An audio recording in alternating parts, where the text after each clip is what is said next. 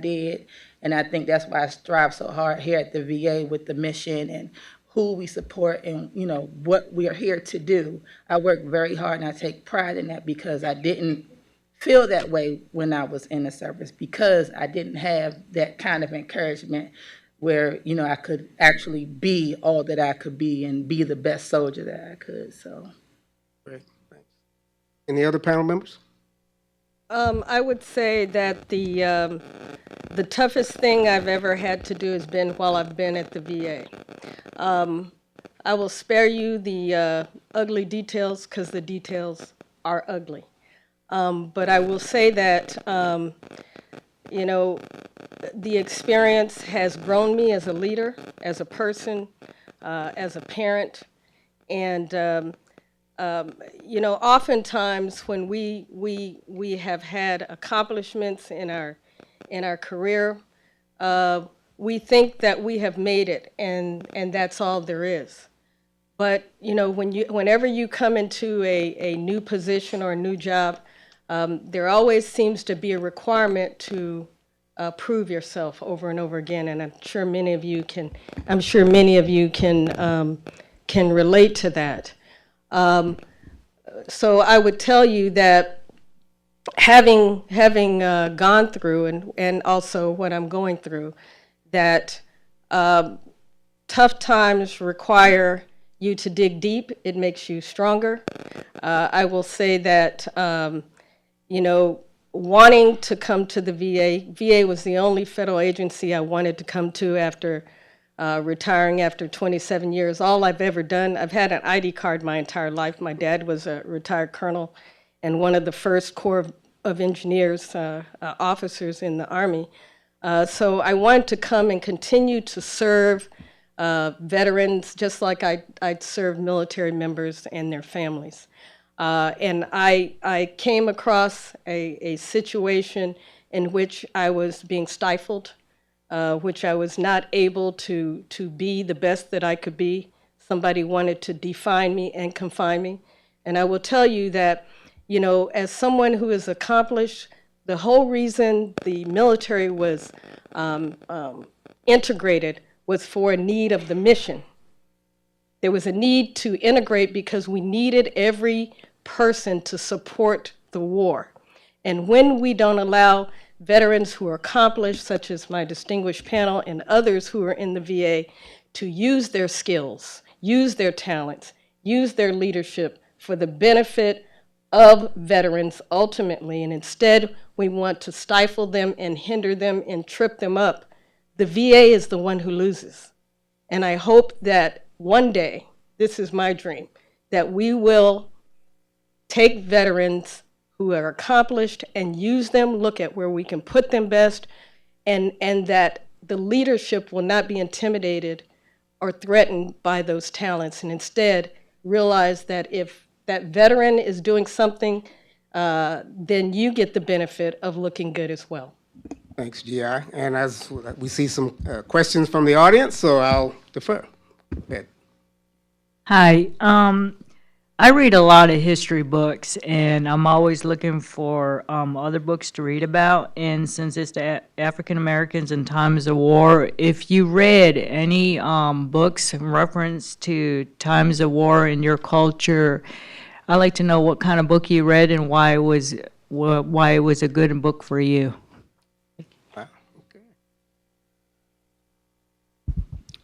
I didn't read any particular books, but I did do research and I understood our history. And we've come a long way when you look at where we were during, starting with World War I, how things were unequal.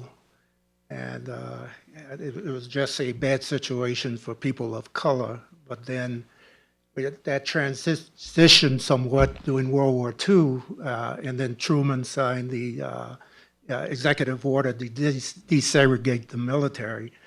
So that would help us get to a better state. And in particular, in regards to the Navy, we've had a couple of events that shaped better race relations.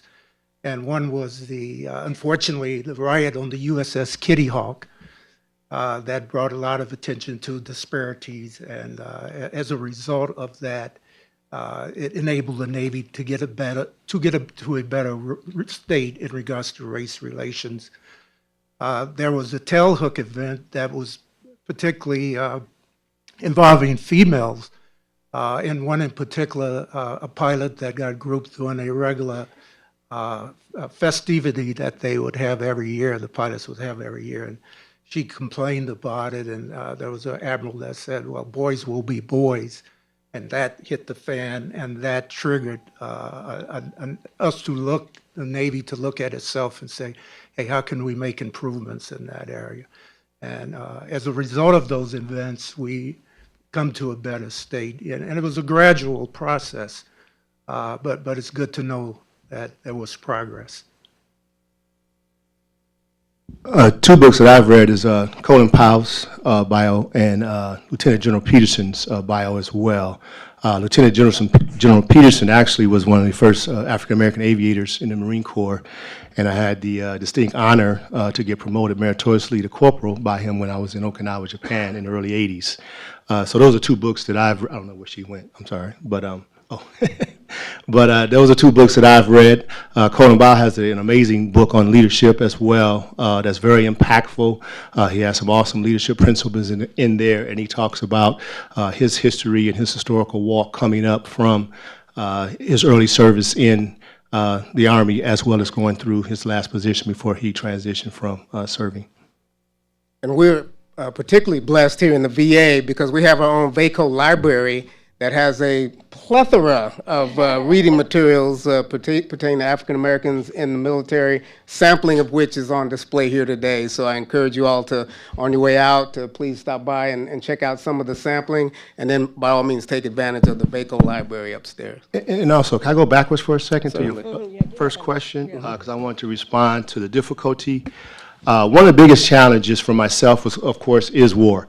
And just some of the things I made note of. First for me was I had a newborn daughter while I was serving in Iraq. My mother had a stroke when I was over there. She was paralyzed completely on her left side. And my dad told me to stay there and pray, and he would take care of my mom. My mom is healed and living a great life right now. And then, of course, the biggest challenge, going your point, is just the loss of life. That is thank you. That is an extreme challenge to try to motivate your Marines when you've experienced a loss of life, to get them to continue to go forward after they've experienced that type of tragedy. So that was one of my most difficult experiences. All right, thank you. And we have one more question from the audience. And I think we're my name going is to, in the interest of time, this will be the last question. So go ahead. my name is Jules Chujan. I am an employee with the Office of Small and Disadvantaged Business Utilization, OSDEBU. I have two questions. One is from the first question that was asked, and I believe that it was not properly addressed. And the second is my question. We are the sum of our experiences.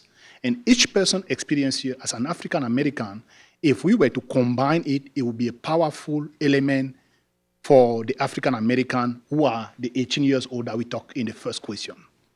I came here as an immigrant in 1996 in the United States, looking for a better life as a refugee, a political refugee. And I believe that if you work hard in this country, you do well, you follow the law, you would succeed. And that I never knew discrimination where I came from.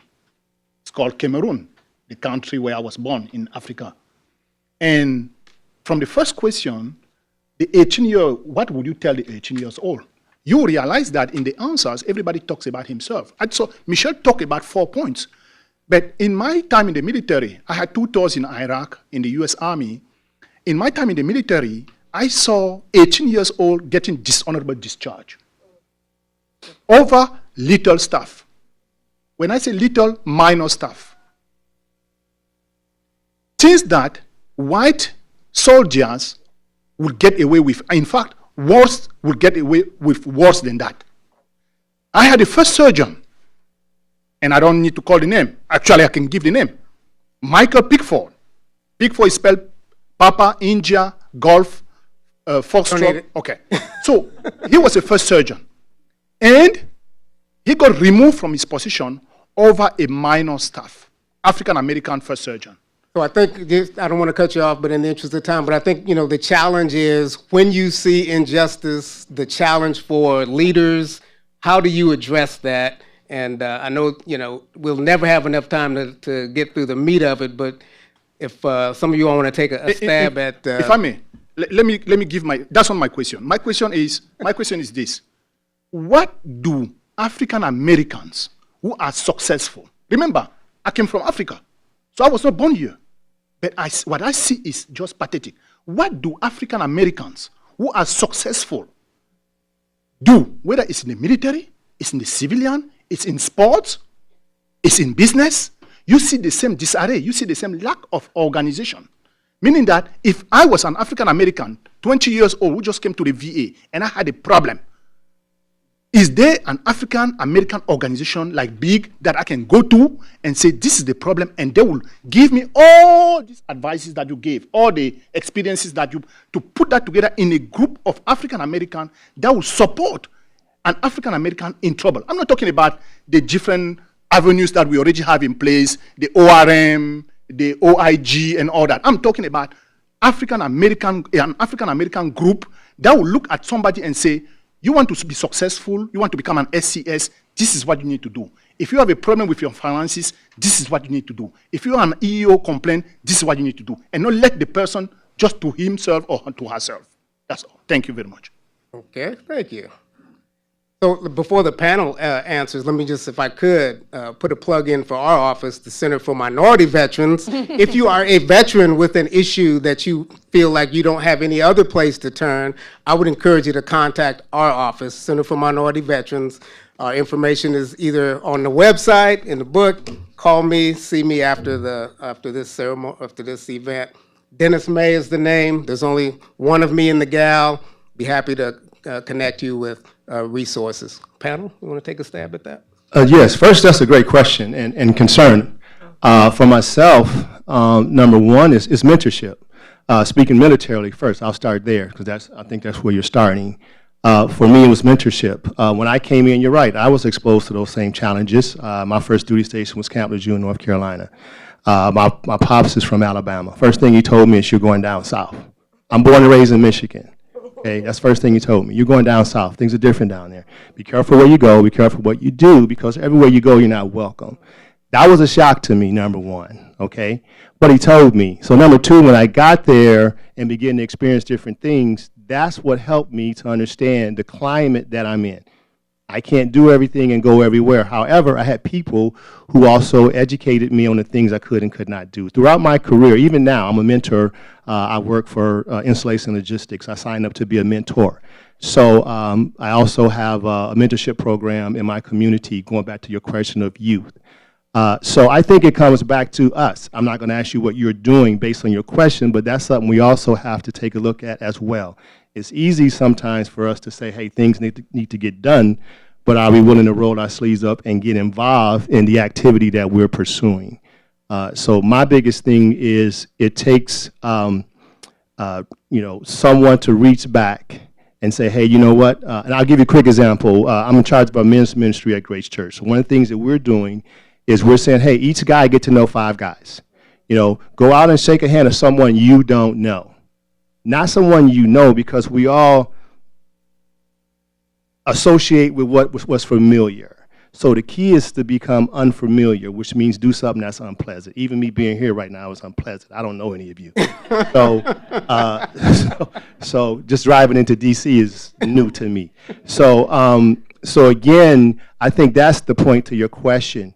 Is yes, the adversity is there, and it's not going anywhere, number one. Let's just be honest about that. So number two, you have to look at what strategies do you have in place to assist those that may be in a disadvantaged position, or just unilaterally that could still use some guidance.